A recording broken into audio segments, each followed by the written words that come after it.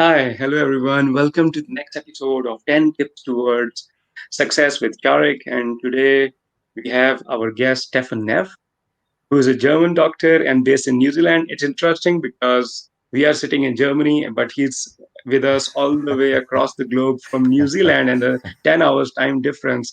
Welcome, Stephan, to the show.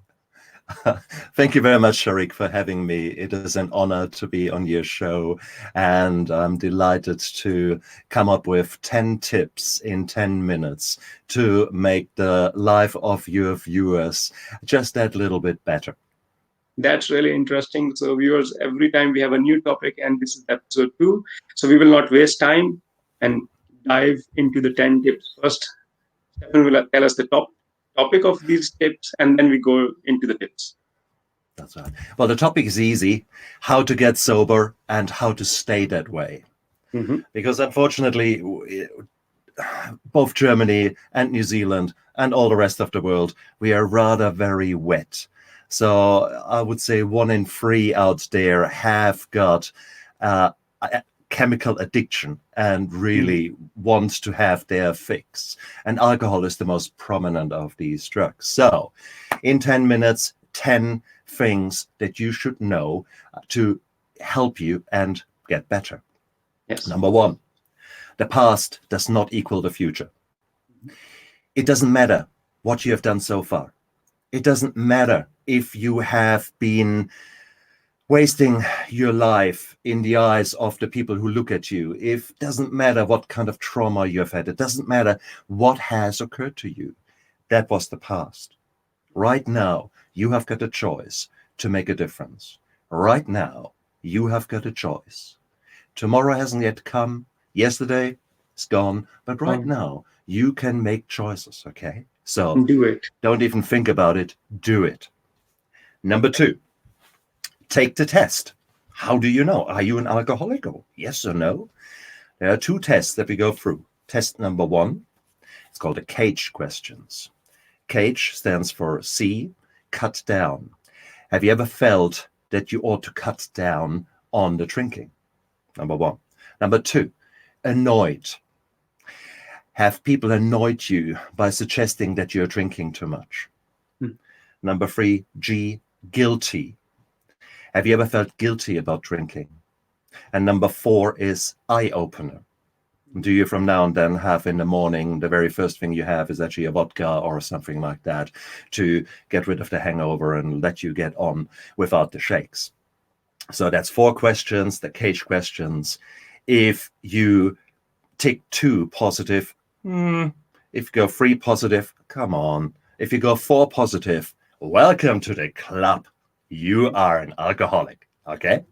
The other thing is, you have to realize as an alcoholic, we live very busy lives. So the next test that you can do is just listen to my words now. When I was drinking, I was very busy. First, I was thinking about the alcohol. Then I was thinking where I can get the alcohol, and I would be going to the alcohol. But I would basically hide that I was buying the alcohol. And then I would hide that I have the alcohol. Then I was hiding that I was drinking. Then I was hiding that I was drunk. And then I was hiding that I was hungover. And in between, I can't remember much because I was unconscious. Sounds familiar to you? You recognize yourself a little bit? Congratulations, you're part of the club. Yay! The viewers can relate to it. Good question. So, age test. Yeah, exactly. And that's the problem. It is what it is. Number 4, tip number 4, don't bullshit a bullshitter. Do you know how you can find out if an alcoholic is lying? His lips move. Okay, that is a fact. 95% of alcoholics do believe that there is nothing wrong with them. They will try to convince you again and again and again that no, it's absolutely fine. And we have got tricks because our friends are all alcoholics too. So if we are all getting pissed together, it doesn't really feel abnormal, you know? We are all the same and we're making jokes about the alcohol and so on. So bottom line is, try honesty for a little bit. Just try to actually have a look at yourself. and admit that probably you are in trouble. Mhm. And that is the very first step. Look at your life and what is happening each and every moment in your life right now. And you might very well find, you're actually more in trouble than you think. Mm. Number 5, alcoholism is a disease. Full stop. It's not an issue for law enforcement. It is not a personal choice. It's a medical disease just as much as diabetes, just as much as heart disease, etc. Important point. Indeed right, indeed right. And it is identified by its criteria. You're unable to stop. You just want to drink. And if you have one drink, there's never just one drink. There's dozens and then some. If you don't have your alcohol, you are getting cravings. You want it, you need it. Like the precious in the ring of the New Zealand things. You're failing in your job. You drink despite the fact that you know it's actually harmful to you. You are drinking more and more to catch that feeling, to catch the well-being. But the well-being is long gone. The benefits are long gone. The Yeah. only reason that you drink are essentially to cut back the bad things. And you actually even realize you're actually getting withdrawals if you don't drink for a day or two. Mm. So not good. So tip number 6, important. Rehab is for quitters. Now, we all are getting told, no, never quit, never quit. In this case, do quit, okay? And modern rehab means that you can expect to be successful. Now, no one is out there with a magic wand and you're going to one meeting or to one admission and you're cured forever. Mhm. That doesn't work, okay? Takes time. But that's right. It takes time, but addiction is a treatable disease. And that is the absolute core to every proper rehab program. So you can get better. Good. There will not be one approach that will work for everybody. Let's be very clear about that. For some people, there can be a very religious aspect to it. And if that works for you, brilliant. It is, for other people, it is more a spiritual kind of journey. Cool with me. Others have, like me, I've got a very skeptical mind, and you go for hardcore facts and work with someone to go for these facts. All that is absolutely fair. Whatever works for you works for you. But the fact is, you expect that you can address the addiction, but you have to address the addiction by addressing the causes for the addiction. I think that's really, really important. Yes, looks. It is, if you don't deal with the PTSD, the depression, the anxiety, the trauma, the abuse, all those things that actually cause pain, for which you numb yourself with the alcohol, if you don't deal with that, you have no chance. Number 6. No, actually, I'm lying to you. Number 7. Number 7. And we have 1.5 minutes left. That's cool. You can afford rehab. Okay. If you can afford to drink, then you can afford rehab, because it is a very expensive thing to drink. My drinking, 25 years, about $250,000. Okay. The average divorce, $50,000. The average funeral, $10,000. You can afford rehab. Number 8, you will fail. Learn from it.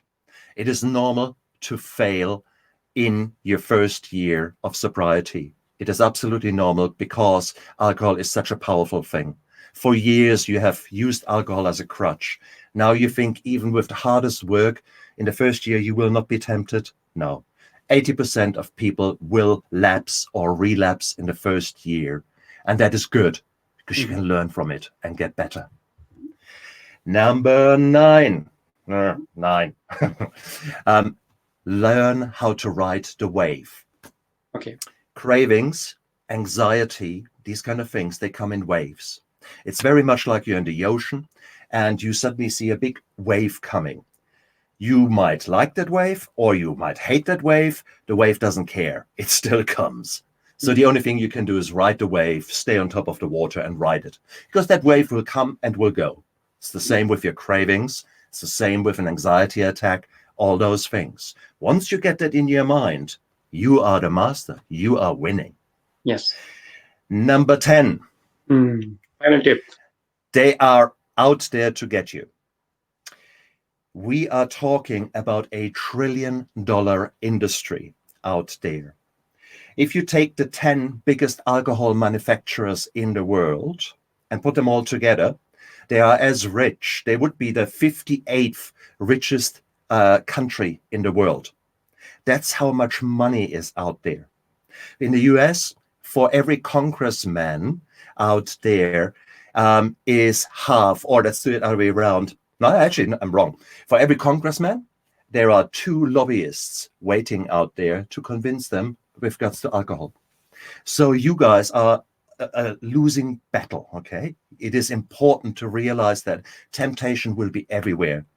And you need to learn to recognize them for what they are, the product placement, etc. And by realizing that, you will be so much more in control and in power. Yes. Wonderful 10 tips. I think viewers can watch it again and again and with their friends, because this is very important information. And some of these information, these tips are not just for alcohol, but also in general to have a challenge and come back, for recovery. But thank you very much, Stefan. It was a pleasure to have you here. We will leave the contact details and your website details in the comments and description so that the viewers can contact you. It was a pleasure to have you on the show. And viewers, stay tuned. And in the next episode, we will have more guests. And so, thank you very much, Stefan, all the way from New Zealand. Have a nice day. It's Bye bye. Thank you very much and for the the same to viewers. you. Thank you, Sharique. Thank you. Goodbye.